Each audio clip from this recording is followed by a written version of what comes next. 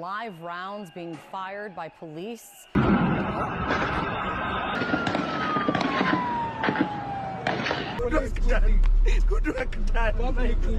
My people, if you're wondering what's been going on in Kenya, move closer. The people refuse to bow, by the way, even when they shot protesters. All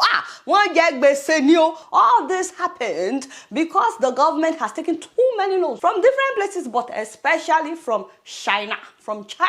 So all of you that are taking loans from China, hey. So the president, William Ruto, decided to introduce ridiculous taxes in order to pay back China. They are owing about 80 billion American dollars, by the way, in domestic and foreign public debt. And it is the people that they want to pay for it as usual. They are not willing to reduce their own salaries or allowances or the cost of governance in general. They want the people to endure. Very, very familiar something. Meanwhile, people are saying that some of these loans that we're talking about was embezzled by these public officials. The ironic thing, guys, is that this president, William Ruto, who came in 2022, came in on a pledge to uplift the lives of the poor. He said that he was coming to lift people out of poverty. Ashe! Last year, his government introduced a housing tax and raised the top personal income tax rate. That one led to anger. It led to street protests and court challenges. He did not learn. He decided to do it again this year, Meanwhile, people were already complaining about economic hardship. The price of everything has gone up. They were already facing a high cost of living. But then Ruto's government said, nah, let's add more taxes. Now you have to be paying taxes on bread, on cooking oil, on vehicle ownership, on financial transactions. And people were like, hell no. They protested. Why would I be paying taxes on my bread? So the government said, okay, we'll scrap that one. So then they decided, okay, women should now be paying taxes on sanitary pads and diapers for babies. Can you imagine? Pads that are already expensive. Do you know that some girls in rural villages would even skip school when they are on their period because they cannot afford pad? Now you want them paying taxes to use the pad that they cannot afford in the first place? And you want mothers with little babies to pay taxes on diapers? So the people fought back.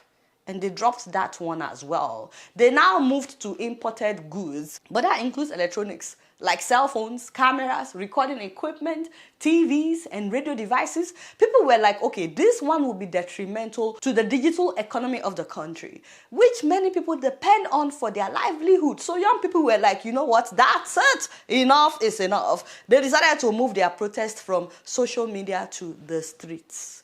More than 200 people were arrested, by the way, when they started this protest, but they did not stop. They were shooting tear gas, they were harassing protesters.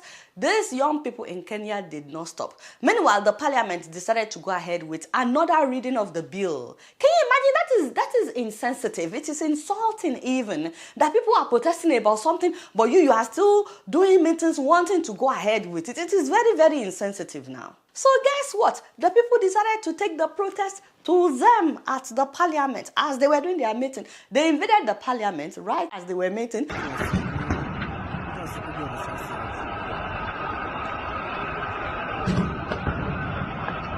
Apparently, these politicians are not as brave as they want us to think.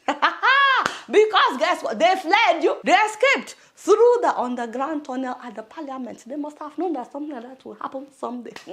Can you imagine? So they fled. I was expecting them to remain seated and talk to the protesters and say, okay, this is why we are doing this. Meanwhile, protesters came into the parliament. They felt at home. They ate their food.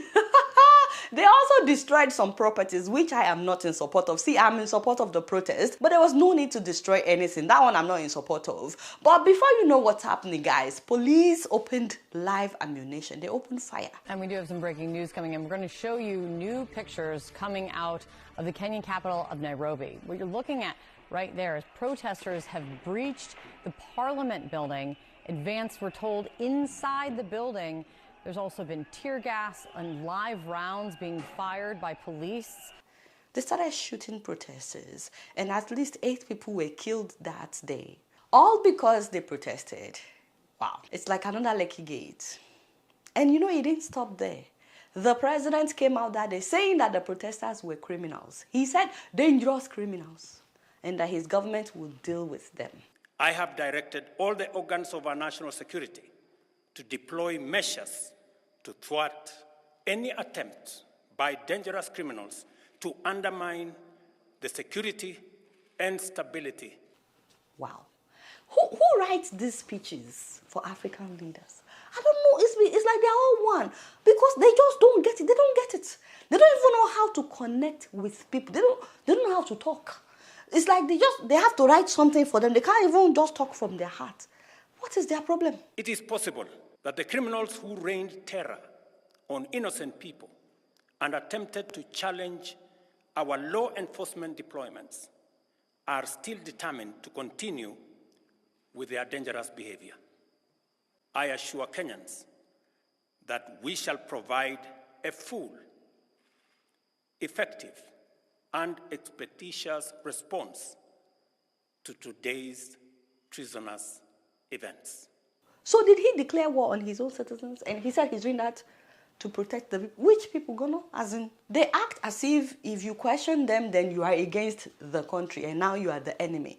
Guys, do you know that night, ladies and gentlemen, after the president's speech of going after the protesters, videos started surfacing of soldiers driving through town, shooting sporadically in the middle of the night. See, they always do their dirty job at night, in the dark, by money. Ladies and gentlemen, death toll was officially 23. But people believe that it's more than 40. And then the president decided, okay, they will step down on the bill. And I'm like, wow. I concede. And therefore, I will not sign the 2024 finance bill, and it shall subsequently be withdrawn. And I have agreed with these members. So people had to die? I mean, even though the will of the people prevailed, why wait for protesters to be killed? You know, saying something like that on Saturday would have prevented the loss of lives. And why would you even allow your security forces to use live ammunition on protesters? Not at any point did he condemn what his policemen did or his soldiers. And speaking of police, by the way, here is the video of one of the police officers that was harassing protesters on that day, that Tuesday. Here is a video of him crying when he found out that one of the people that the police, his colleagues, killed was his brother. Nichukua uniform nipelekea polisi, niwaambia kutoa publicly because of nonsense ya bullets. Wow. Our sympathy to the family. May you so rest in peace. But guys, would it have been okay with this officer if it was someone else's brother?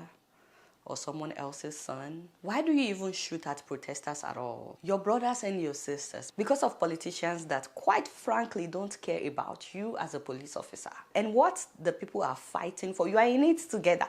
You are also feeling the economic hardship. You are feeling the high cost of living. You will have to pay these taxes. They are fighting for you. Why shoot at all? In that same video, he said he's resigning as a police officer. Again, our sympathy to his family. Meanwhile, what the people of Kenya were fighting for is actually not even close. What they were facing or what they were about to face is not even close to what we are facing in Nigeria right now. So to see them take a stand, even to the point of going to the parliament as they were doing their meeting, speaks volume, guys. It says a lot. I keep wondering, how much are we willing to endure before we also say enough is enough?